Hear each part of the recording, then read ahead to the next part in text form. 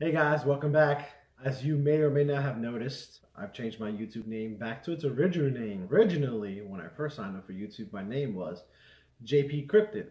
And the reason so is because when I created my YouTube channel, I was, and still am, of course, a huge cryptid fan, or I'm really into cryptozoology.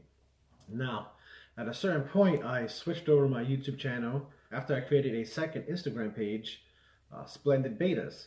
So many of you may actually know me because many of you have subscribed to my channel as Splendid Betas since I didn't actually have any JP Cryptid content.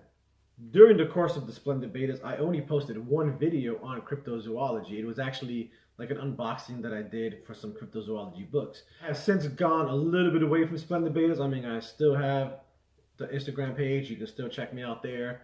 And I may still get back into that little by little, but that is mostly a pet page, and I've cut back on a lot of the pets after my mom passed away. It's hard for me to take pictures of the same animal over and over and over and over again. So that'll still be there. It's just a little bit on the back burner. But I also have of course, Nintendo page on both Instagram and YouTube. It's the Nintendo Explorer. I'll leave the links in the description below for that too if you're into gaming or video games or Nintendo or any of that. Anyway, back to the cryptid part. I had started a Instagram page again under Virginia Cryptozoology Society. I actually had done that page a couple of years ago, but it's been a slow burner. I really haven't put too much work into it, and I haven't done anything. And recently I decided, after having my own possible Bigfoot encounter, I decided to convert this YouTube page back into the JP Cryptid page that it once was and discuss cryptids. So today I wanted to talk about my very first possible Bigfoot sighting. I'm going to flip it over to someone, to my wife, who is going to tell you what she saw, and then we'll come back this way and then I will discuss it. Why don't you tell me in your own words what happened that day? I was driving and I saw a black figure cross the road. Can you describe the figure? Maybe 3 feet, about child size. But I know it wasn't a child. A child cannot run across the road that fast. So what did it look like? Like a monkey? Did it have a tail? No. What color was it? Black? Did you see anything else? No. All right, so you saw a child-sized figure, all black, run across the road with no tail, but it looked like a monkey. Yes, correct. Was it on 2 legs or 4 legs? Did it have hands? It had 2 legs. 2 legs, okay. How fast was it running? And it was really fast, and it didn't take about seconds to cross the road. Okay. What was the first thought that popped into your mind? What the hell was that I just saw? Okay. What do you think it was? No comment. So you still think it was an escaped monkey? An escaped chimpanzee? Maybe. Okay. She is a little bit shy on the camera, so now I'll go over it. We were heading to Cascade Falls, which is in the western portion of Virginia, and we're about 45 minutes west of Richmond, and we were traveling further west to get to the Cascade Falls, and I think the entire trip was about 2.5 hours. Was it 2.5 hours or 3 hours? It's about 2.5 or 3 hours from where we were at. I was actually pretty hyped about the trip for a couple of reasons. Now, I'm always been into animals and cryptozoology, and I always like talk to people about certain things. And I was speaking with a coworker on these trails and these falls in this area, and I try not to seem overly excited when I hear certain things, but I'll ask a couple of questions. So he was telling me about the trail and telling me about the water and the fall and everything, and the little lake that they have there and all that. And so I started saying, I didn't want to say, hey, do you have any weird stuff there, any cool stuff? I'm actually familiar with that portion and was hoping to see the giant salamanders in America here that are really native to that area in Virginia, the Hellbenders. I've always been a fan of Hellbenders. I seen as a child, when I used to be subscribed to Reptiles Magazine, there was a nice article on them, and I was like, man, I want to see one of those in the wild. And so this coworker was telling me some of his stories. He goes there every year, spends 2 weeks out there. They have like a cabin or something that they rent out, or a B&B. I can't remember what it is.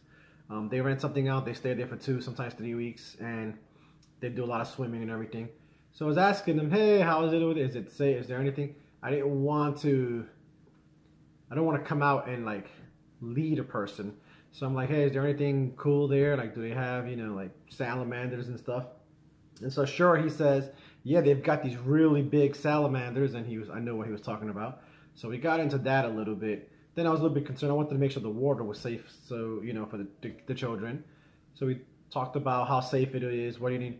And he said, it's pretty safe. You don't have too many things to worry about. He said the only thing that you might have to watch out for are the panthers or the cougars. And I actually found that really interesting because obviously panthers and cougars are a part of cryptozoology, because we do have a lot of cat sightings that are documented in locations they may or may not exist. And so I said, mountain lions, that's interesting. Anything else there? And he said, no, you just got to be careful with the mountain lions. So then I asked him, how did he know about the mountain lions, what to describe them? And he actually said he saw one once. It was a puma, mountain lion, whatever you want to call it. So it wasn't black or anything. It was a regular brown mountain lion. And some of the other people, it's common knowledge in that area for the folks there for the mountain lions. So after I got that story from him a little bit, I actually had said, that's interesting, because aren't mountain lions like not supposed to be there? And then he kind of knew a little bit of the history. He said, yeah, supposedly they're extinct or they're not supposed to be, but people see them all the time in that area. So that was already a little bit of a cryptozoology aspect of the trip. So funny thing is, we're going to this area about 2.5 to 3 hours further west from where we're at, closer to the mountains. And in my mind, I'm like, yes, we're going to go catch me some hellbenders. I didn't even really think about the mountain lion aspect of it, because if he was accurate or not, mountain lions are extremely hard to find. You don't just stumble on those. I mean, I go to Florida all the time. We used to have relatives in Naples, and we go there all the time, and I've never seen a Florida panther. So it's not like it was something. But I was actually really hyped and getting things ready for this page here, for this channel, to do a little recording on hellbenders, because this was a pet channel, specifically geared toward reptiles and alternative pets. And so I thought it would be nice to do a little field herping video and catch some hellbenders. So we're driving, and funny thing is, we were probably only about 40 minutes into our trip. We weren't even that far from the house. And I was in the passenger side of the front, and I looked over to the left, like where the driver's side would be. There was like this black figure, but it was small. So Bigfoot never even crossed my mind. Actually, the first thing that I saw, just because of the posture, the way it was standing upright, and it was, it wasn't big. It was probably like the size of my son. It was like the size of my 4-year-old. But I thought for some strange reason, just don't ask me why, the first thought was, and I have Indian runner ducks. And if you don't know what Indian runner duck is, I'll put a picture right here. Indian runner ducks. These are cool looking ducks. I have actually some of my favorite ducks. I like to pretend that they're penguins. But I had Indian runner ducks, all black. We have black Indian runner ducks. And I saw this, and the first thought that popped into my head was, Indian runner ducks? What is an Indian runner duck doing down here? And then it started to run across the road. And it ran, and it was bipedal, so it ran on 2 legs. And when it started to run across the road, the next thing that popped into my head was, oh my God, no, it's a kid. And I was about to tell my wife, oh my God, watch out for that kid. But it ran. It was probably the fastest movements that I've ever seen in my life. I've never seen anything move at that speed before, ever. And so this thing completely ran. And I didn't even get to get the words out, like, oh my God, watch out for that kid. It was like, and it was gone already. And I was like, oh. And then at that point, I kind of just stopped and was like, what the hell did I just, did I see what I don't even know what I saw.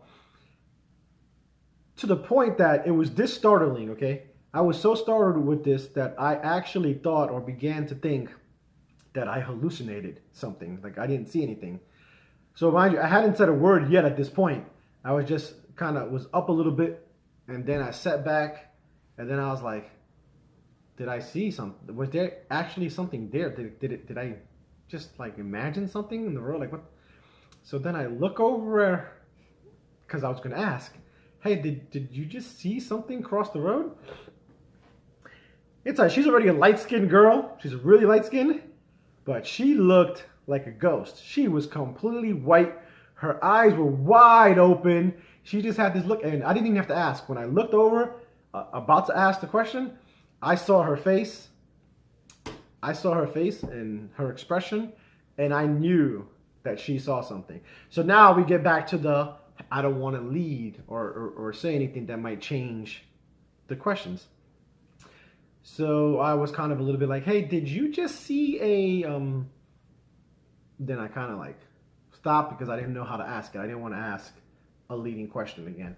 So I was like, did you just see did you see something? And then she says, I don't know what I just saw. And so I was like, okay. So then there was something, and neither one of us knows what we just saw. Cool. That's actually good because it makes me feel good like I wasn't hallucinating. So I asked again. I was like, well, what do you like? And she was like, I just saw like a black thing, like something black run. And then I was like, well, maybe I was hallucinating a little bit. Maybe it was a cat or something that ran across the road. So I asked, I said, oh, maybe I did have cats in my mind because of the mountain lion that my coworker had just told me about. So I said, oh, so maybe it was like a cat, a black cat or something that jumped across the bound. And she was like, no, it was on two legs. It was I think it was a monkey. So then I shouted, I was like, yes. Was it a Bigfoot? And then of course she says, no, definitely wasn't Bigfoot. It was a monkey. And then she says, what kind of monkeys we have in Virginia? It was just one of the monkeys. And of course I was like, we don't have any monkeys in Virginia, so it wasn't a Virginia monkey. So anyway, she is adamant that it was not Bigfoot. She will not admit to seeing Bigfoot. She says it was probably an escaped chimpanzee, which, you know, obviously that is also a possibility, right? It's just as possible that it is an escaped chimpanzee as it was a Bigfoot. Now, some of the problems with this sighting is it was small, which is really upsetting, actually. I would be the guy to see Bigfoot and it be a miniature. Like, I didn't even get the cool 9-foot tall monster, right, sighting. It's just, it was this little thing. The other point of this, and I'll let you guys decide for yourselves, but the other point of, if it wasn't me that saw it myself, if another person was telling me this story, I wouldn't believe them. I would completely disregard what they were saying and say, they're lying, they're making it up, or they're hallucinating. For a couple of reasons. There was nothing about the sighting that actually made any type of sense. The road that we were on, first of all, was Route 24, I believe. I'll have to double check. But the road that we were on, it was kind of a back road because that was the way that we get to where we were going. But it wasn't like, it wasn't an empty road, right? It wasn't like there was no cars for miles and we were the only car. There was cars passing. We were passing by cars, you know, not constantly, but pretty frequently. Like every few minutes a car would pass. You know, we would have cars passing in different directions, right? So it's not like we were on the road and we were the only car there. We were driving for hours or whatever. Like I said, we had just started the trip. We were only 40 minutes into it. And a couple of cars had passed us already. So a pretty well-used road. It wasn't 5 o'clock in the morning, no matter how many times we actually said we're getting up and we're going to get out of here by 6 or 7. We unfortunately did not get on the road until about 10 o'clock, and it was about 10:40 when we made the sighting, when we had our encounter. So, I mean, 10:40 in the morning, that's like practically midday for wildlife or animal or something, especially on a road that's pretty well traveled. So, if someone were to tell me that, I'd say, hey, Bigfoot is not going to be standing on a road at 10:40 a.m. on a road that's, I don't want to say busy because it's not like a massively busy road, but there are cars driving through, you know, every 5 to 10 minutes. So why would Bigfoot just be on the road at that time? Also, for some reason, and it may be because a lot of the sightings in the Asian countries, which for some reason are more believable to most people, when they describe their hominids, Bigfoot type creatures, they're all like their coats or the color of their coats are more leaning toward orangutans, right? So they're like rust or reddish brown or orange or red orange, something like that, right? Even different shades of brown. So whenever I hear people say black, I go, I'm not counting that. I ignore any sightings that describe a black creature because in my mind, I think people didn't really see it or don't know what they saw or are making it up. So they looked at a picture of a gorilla or of a chimpanzee, and those are black furred. So they're trying to describe it like realistic to make the sighting sound real or seem real. So they are going out there saying, yeah, it was like this human ape creature. It was all black or it had black fur. Or blah. So every time I hear that, I completely disregard those. I'm like, black ones, those are lies. I tend to believe more of the ones when they're like, oh, it was brown, oh, it was orange, which I now know is wrong to do because this one was jet black. Like, it was completely black. The only thing that I've gotten people asking me is, well, it could have been a bear. And they are right, it could have been a bear. The color for a black bear cub, and I've seen black bear all the time. I've even, at work, we've had to chase some of the black bears that wandered into the city, out of the city, or help fish and game catch and relocate black bears, especially the younger ones that wander off, the most likely younger males looking for new territories. But the coat, the color, even the kind of like the sheen that it had, all that, 100% looked like black bear. So I can see when someone says black bear. The difference was the face. It didn't have the face, wasn't the same as a black bear would be, which would be the brown, which would be the brown snouts, right? Also, in all those black bears that we've encountered, I've never seen one run at that speed on two legs across anything. Right? They can get up, they can move around on two, but that speed is incredible. So we don't really know what we saw because it was too small to be a Bigfoot unless, like I said, unless it was a baby one. At which point, if it was a baby, where was the adult? Also, why would a baby, like, again, be on the side of the road there at that time? Like, we're talking about something that's known for being well hidden. This was the exact opposite of being well hidden. So the other aspect that it did draw upon me was people were like, pictures, pictures, pictures. Well, I had my freaking phone in my hand, and by the time I saw what I saw and I processed what I saw and I thought, hey, my phone's in my hand, it was over. It was long gone. So you can have your phone in your hand, you can have your camera out and still miss it. I don't think people really are comprehending or understanding the speed that these things are moving with. So anyway, just wanted to discuss that a little bit. If you have any questions, comments, concerns, just drop them down in the comment section. And I'm actually, go check out my Virginia Cryptozoology page. It's Virginia Cryptozoology Society. And I actually had done that. Most of those posts are sightings, but this was the first sighting that was my own that I put on there. But I will start to go through that post and read other sightings on other creatures. I do get a lot of dogman sightings that people email me about for some reason, which we'll discuss some of those in future videos. But welcome back. If you're only here for the pets, I may have pet videos here once in a while, but we're looking more to converting this into a cryptozoology or paranormal page. So if you're not into that, I'm sorry. Thank you for the previous support. And if you're into that or you're interested, I hope and look forward to your continued support. Thank you.